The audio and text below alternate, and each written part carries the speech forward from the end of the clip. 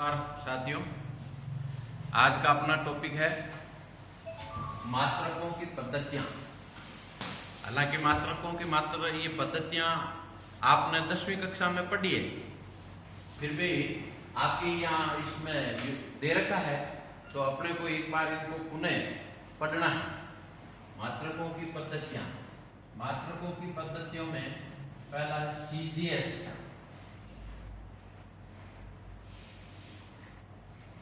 CGS मात्रक पद्धति।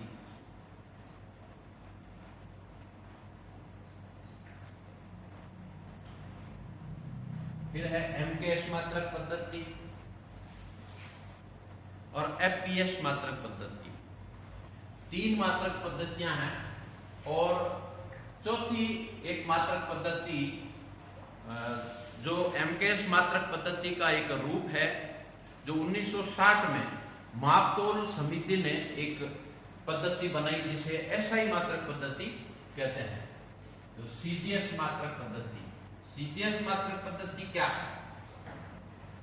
इस मात्रक पद्धति में सी यानी सेंटीमीटर, जी यानी ग्राम और एस यानी सेकंड। यानी इस मात्रक पद्धति में लंबाई को सेंटीमीटर में, द्रव्यमान को ग्राम में और समय को सेकंड में मापा जाता है।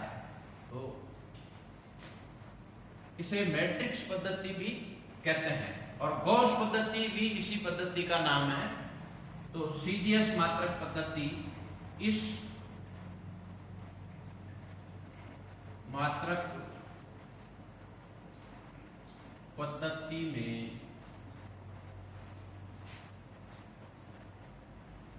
लंबाई को सेंटीमीटर में, द्रव्यमान को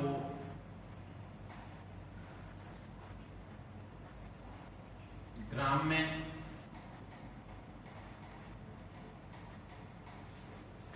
तथा समय को सेकंड में मापा जाता है।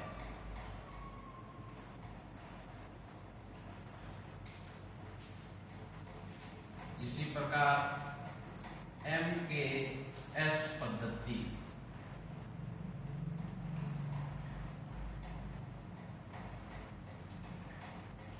एमकेएस मात्रक पद्धति,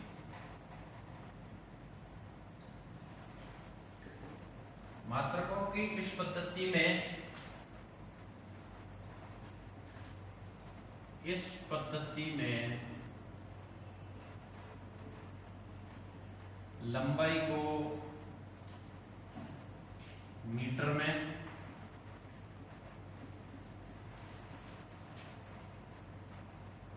द्रव्यमान को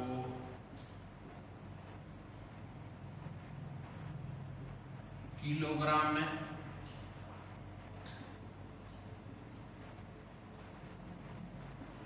तथा समय को सेकंड में मापा जाता है।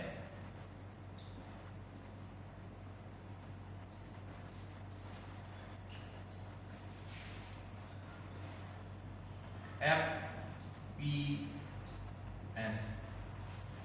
मात्रक पद्धति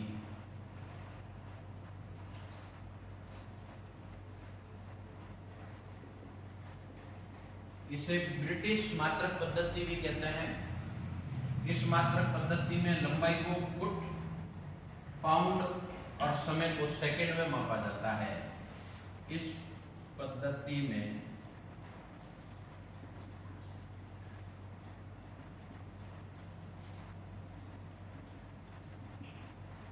लंबाई को फुट में,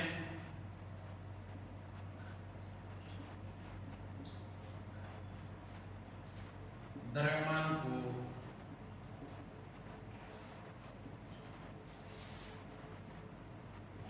पाउंड में तथा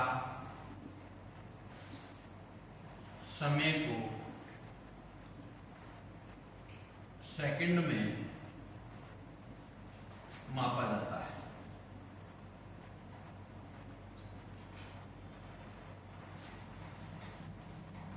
मुख्य रूप से 3 मात्रक पद्धतियां प्रचलित थी और 1960 में मापतोल समिति ने एक नई मात्रक पद्धति बनाई जिसे एसआई मात्रक पद्धति कहते हैं, सिस्टम ऑफ इंटरनेशनल।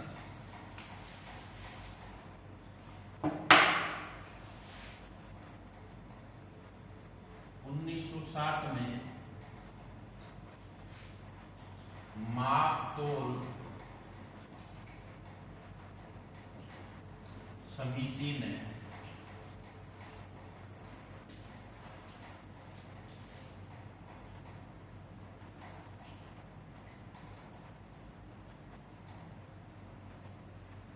सभी देशों में या विश्व में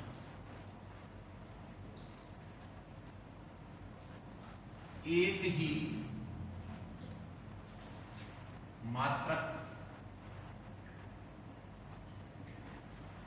पद्धति के लिए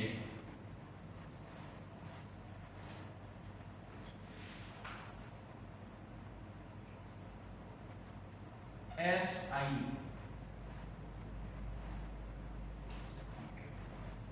पद्धति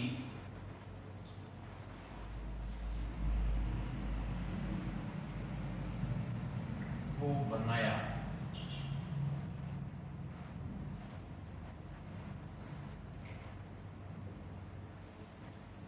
सिस्टम ऑफ इंटरनेशनल, अंतरराष्ट्रीय मात्रक पद्धति।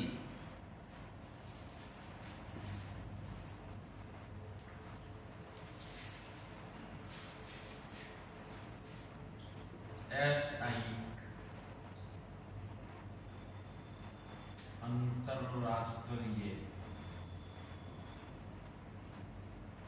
मात्रक पद्धति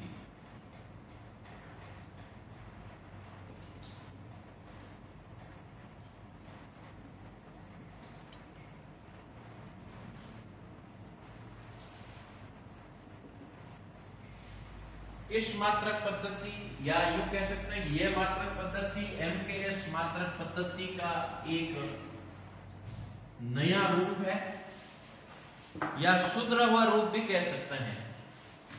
यह पद्धति एमकेएस पद्धति का एक विकसित रूप है। इस पद्धति में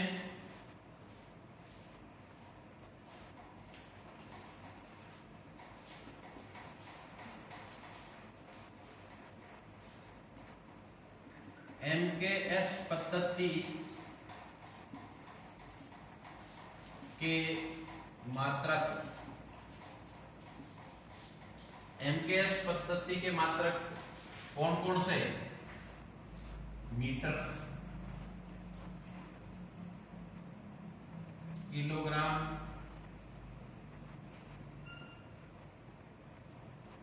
सेकंड के अतिरिक्त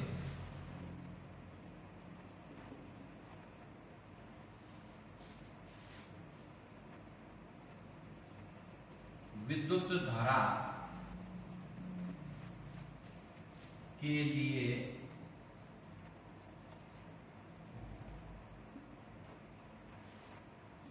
एम्पियर, पदार्थ की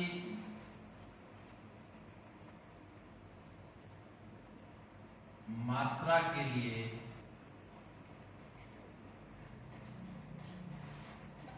मोल,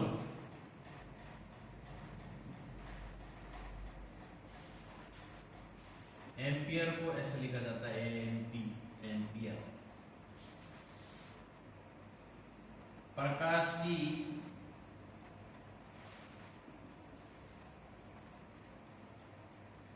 तीव्रता के लिए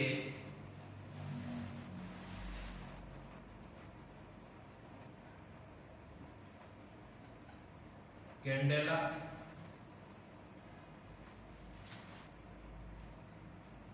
जिसको CD से प्रदर्शित करते हैं। कई किताबों में इसे कैंडिला लिखा है, तो कैंडेला या कैंडिला एक ही चीज है। तथा ताप के लिए केल्विन,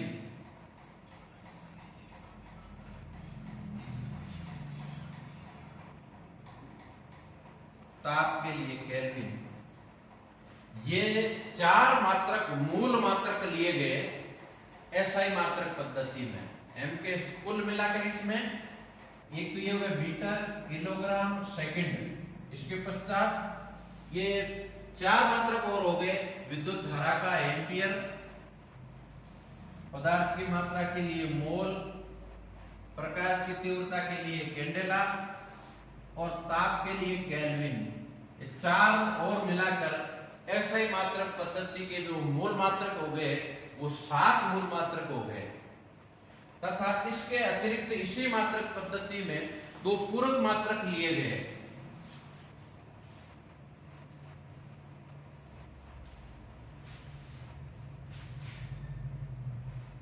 इस मात्रक पद्धति में 2, या हम लिख सकते हैं एसआई पद्धति में इन 7 मूल मात्रकों के अतिरिक्त 2 अन्य पूरक मात्रक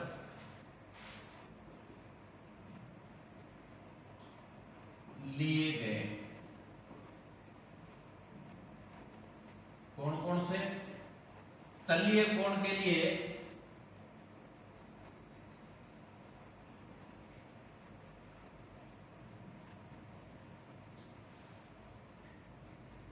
रेडियन,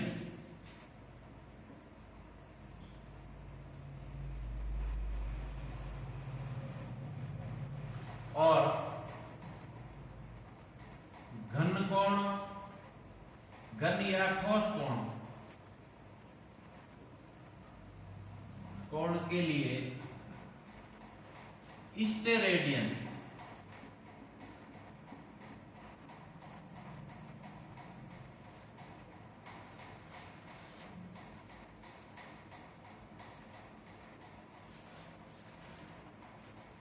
कुल मिलाकर इसमें 7 मूल मात्रक और 2 पूरक मात्रक, 9 मात्रक हो गए। ये कुल मिलाकर जो मात्रकों की जो पद्धतियां हैं, 3 जो ये मूल मात्रक पद्धतियां और चौथी जो एक 1960 में, और इसी 1960 में पेरिस में एक प्रयोगशाला बनाई जिसमें ये जो जितने भी जो मात्रक हैं, मीटर क्या है, 1 मीटर कितने के बराबर होगा, यानी कोई भी आपत्ति हो, ये आपातकाल की स्थिति आ जाए, भूकंप आ जाए, कोई प्रलय हो जाए, तो उस स्थिति में मीटर, अपने को नया मीटर कैसे मिलेगा, 1 किलोग्राम है किसके बराबर है, हम वापस कैसे बना सकते हैं। तो इन सब की एक परिभाषाएं दी गई है जिसे हम अंतरराष्ट्रीय परिभाषाएं कहते हैं, मात्रकों की अंतरराष्ट्रीय परिभाषाएं। तो इनमें सब की अंतरराष्ट्रीय परिभाषाएं हैं कि 1 एम्पियर किसके बराबर है, 1 कैंडेला प्रकाश की तीव्रता किसके बराबर है, 1 मोल पदार्थ किसके बराबर होता है। ये हमें वापस बनाना पड़े, देखना पड़े तो हम कैसे देख सकते हैं, इसके लिए इनकी परिभाषाएं दी गई है। अब हम ये परिभाषाएं पढ़ेंगे इनकी, और थोड़ा इसके बारे में पहले बता दूं मैं। तलीय कोण, तलीय कोण तो आपने गणित में पढ़ा है, और ठोस कोण आपने अभी तक पढ़ा नहीं है। तलीय कोण क्या होता है? किसी एक तल में 2 रेखाएं जिस बिंदु पर मिलती है और यहाँ जो एक कोणा बनाता है, ये कोण तलीय कोण कहलाता है। और घन कोण ऐसे जैसे ये तलीय कोण, मैं चित्र बना देता हूं एक बार। ये तलीय कोण है। दो रेखाएं जब किसी एक बिंदु पर मिलती है तो एक कोण बनाती है, जैसे ये कोण थीटा, ये तलीय कोण है। और ठोस कोण, ठोस कोण ये होता है जैसे ये कोई गोला है, वर्त नहीं गोला, जैसे तरबूज है, उसको हम चेक करने के लिए कई बार उसमें से कि भाई ये कैसा है, तो इसके लिए हम यहां से एक भाग ऐसे निकाल लेते हैं, ऐसे जॉकर की टोपी की तरह। तो केंद्र पर इसके पृष्ठीय क्षेत्रफल द्वारा जितने ये क्षेत्रफल है इसका, जो आपने डिब्री निकालते हैं इसकी, तो वो कितना, इसका क्षेत्रफल कितना है, इस क्षेत्रफल के द्वारा इसके केंद्र पर बनाया गया कोण ठोस कोण या घन कोण कहलाता है। और इसको ऐसे ओमेगा या ऐसे इस डब्लू की तरह ओमेगा इससे प्रदर्शित करते हैं। ये ओम का चिन्ह है, जैसे प्रतिरोध का मात्रक होता है ओम, इसी तरह से ये घन कोण का मात्रक है। ये इस तरह से, और इसको हम लिखते हैं ऐसे थीटा से कोण को। तो रेडियन क्या है, एक रेडियन किसके बराबर होता है और एक स्टेरेडियन किसके बराबर होता है, ये परिभाषाएं हैं, इसको हम पढ़ेंगे। तो ये तलीय कोण, तलीय कोण क्या है, कोण की परिभाषा, कोण बराबर क्या होता है, कोण बराबर आपने पढ़ा होगा, कोण बराबर होगा चाप बटा त्रिज्या।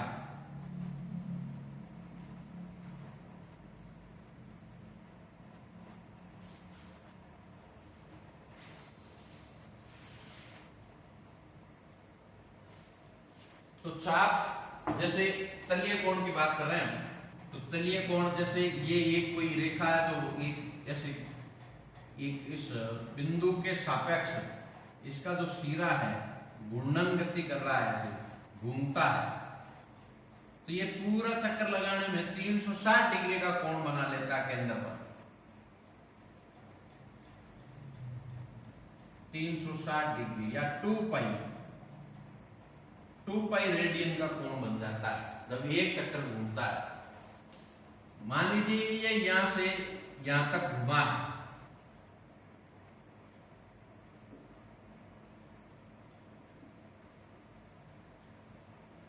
और ये कोण थीटा है। और यदि ये चाप या ए से लेकर बी तक और इसकी त्रिज्या यदि ये आर है,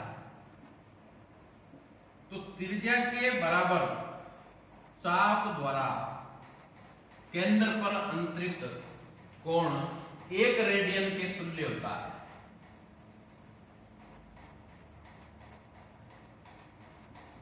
चाप आर ए से लेकर बी तक, तो ये यहां केंद्र पर जो कोण बनेगा, जैसे घड़ी की सुई है, वो यहां से यहां तक, यानी वो उसकी लंबाई के बराबर यहां ए से बी तक इतनी दूरी तय कर लेती है सुई।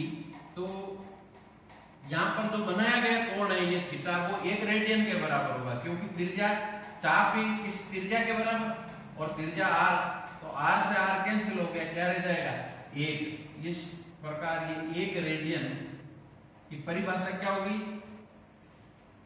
कि त्रिज्या के बराबर चाप द्वारा केंद्र पर अंतरित कोण या बनाया गया कोण 1 रेडियन के तुल्य होता है। इसे 1 रेडियन की जो चिन्ह होता है ऐसे छोटा सी की तरह इसके ऊपर लिख देते हैं, तो ये 1 रेडियन कहलाता है। तो इस प्रकार ये तलीय कोण की परिभाषा। अब एक पूरा चक्कर लगाने में कितना कोण बनाता है, तो हम देखते हैं अभी 2 पाई बनाता है कि नहीं बनाता, इसी परिभाषा से जब यहाँ ए से शुरू करके घड़ी की सुई पूरा घूमकर एक चक्कर यहाँ तक आती है, तो ये कितनी परिधि कितनी दूरी तय कर लेती है, ये चाप की तो है परिधि इसकी, तो चाप कितना हो जाएगा 2 पाई आर, चाप हो गया, कोण बराबर एक चक्कर में बनाया गया कोण, और त्रिज्या कितनी आर, क्योंकि वृत्त की परिधि होती है 2 पाई आर। जब ये यहां से घूमकर यहां तक आता है तो चाप कितना लंबा हो जाता है, परिधि के बराबर। परिधि कितनी, 2 पाई आर, और त्रिज्या कितनी, त्रिज्या है आर, आर से आर कैंसिल हो गए, कितना, 2 पाई। तो इस प्रकार एक पूरे चक्कर में जो तलीय कोण बनता है उसका मान 2 पाई रेडियन होता है।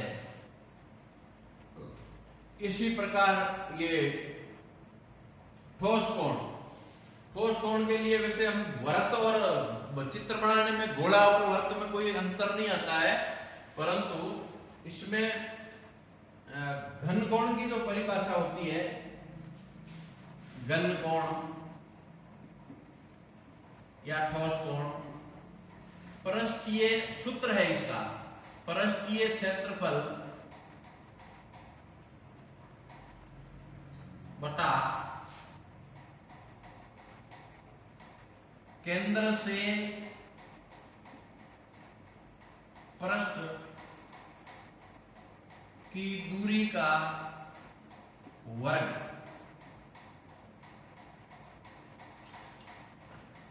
पृष्ठीय क्षेत्रफल बटा केंद्र से पृष्ठ की दूरी का वर्ग। जैसे ये एक गोला है और इस गोले में अपन एक ऐसा, जैसे मैंने अभी आपको बताया कि जैसे एक तरबूज होता है, उसको चेक करने के लिए अपन एक उसमें से डिबरी काटते हैं, वो इस प्रकार से काटी है आपने।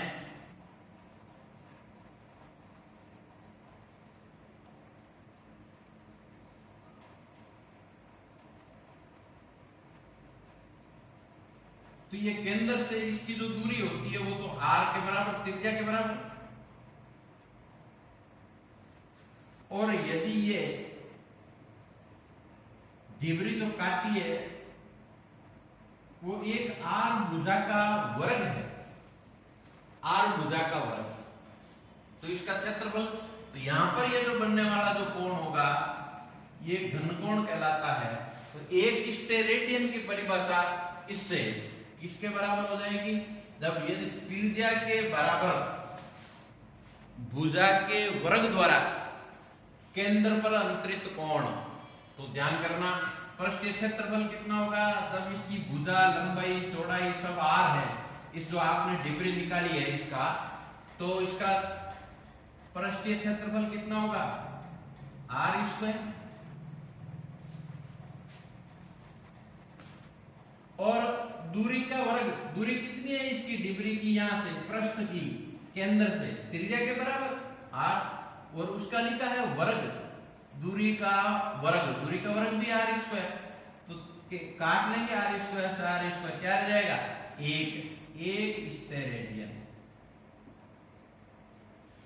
एक स्टेरेडियन। तो इस प्रकार एक स्टेरेडियन किसके बराबर है, घनकोण की परिभाषा है पृष्ठीय क्षेत्रफल बटा केंद्र से पृष्ठ की दूरी का वर्ग, या सीधा ही लिख सकते हैं दूरी का वर्ग। ये कोई जरूरी नहीं कि किसी गोले का ही भाग हो। जैसे आपने ये आइसक्रीम का कोण आता है ऐसे, तो यहां पर एक वर्ताकार ऐसा ऊपर चिपकाया हुआ कागज होता है, तो उसके द्वारा यहां इस बिंदु पर, तो यहां ये कोई गोला नहीं है, लेकिन यहां से यहां तक की दूरी तो होगी ना, कोई न कोई दूरी है। तो इस प्रकार ये इसका जो मान होगा कि पृष्ठीय क्षेत्रफल बटा केंद्र से पृष्ठ की दूरी की वर्ग, इसका एक स्टेरेडियन के तुल्य होगा। अब एक पूरे घनकोण के द्वारा, जैसे तलीय कोण का जो टोटल मान होता है वो कितना, 2 पाई रेडियन, लेकिन इस पूरे पृष्ठ द्वारा, पूरे गोले पृष्ठ द्वारा केंद्र पर बनाया गया कोण कितना होगा, तो इसी परिभाषा से इस गोले का पृष्ठीय क्षेत्रफल कितना होता है, 4 पाई आर स्क्वायर बटा केंद्र से पृष्ठ की दूरी का वर्ग, ये दूरी की आर है तो दूरी का वर्ग हो जाएगा आर स्क्वायर। आर स्क्वायर से आर स्क्वायर कैंसिल हो गया, कितना 4 पाई रेडियन। तो इस प्रकार ये ठोस कोण द्वारा, किसी गोले द्वारा केंद्र पर बनाया गया कोण होता है 4 पाई रेडियन, और तलीय कोण का कुल मान होता है 2 पाई रेडियन। ये आपके 12th में भी जरूरत पड़ेगी इसकी, घन कोण क्या है, इसका मान कितना होता है, तो इसका मान 4 पाई वहां आवश्यकता होगी 12th में। तो आज के लिए बस इतना ही। अगले टॉपिक में हम अन्य परिभाषाएं, 1 मीटर कितना है, 1 मोल किसके बराबर है, ये सारी परिभाषाएं, अंतरराष्ट्रीय परिभाषाएं पढ़ेंगे। तब तक के लिए धन्यवाद।